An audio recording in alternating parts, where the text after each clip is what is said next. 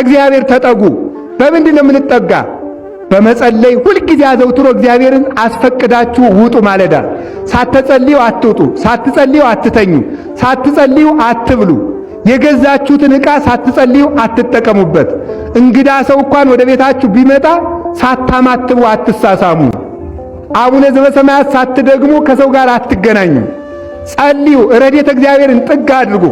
በወጣም ብገባም መጠጊያ አንተ ነህ ብሉ። እግዚአብሔርን ተጠጉት። ከቤቱ አትውጡ። ቤተ እግዚአብሔር ሳንመጣ መዋል የለብንም በፍጹም።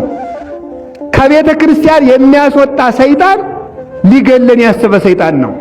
ስለዚህ ቤተ ክርስቲያን ሳትገቡ ከኋላችሁ ሊያጠፋችሁ አስቧል ማለት ነው። ረድኤተ እግዚአብሔርን ጥግ ማድረግ፣ ከሱ መጠጋት። በምን እንጠጋ? በንስሐ እንጠጋ። በምን እንጠጋ? ቤተ ክርስቲያን በመምጣት። በምን እንጠጋ? በጸሎት።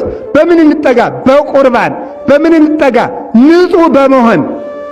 እግዚአብሔር ንጹሕ ነገር ይወዳልና ንጹሕ ነገር ወዳለበት ስለሚመጣ ክፋታችን ስናቆም እግዚአብሔር ወደኛ ይጠጋል። እግዚአብሔር ከኛ ጋር ሲሆን ደግሞ ዓለም እናሸንፈዋለን።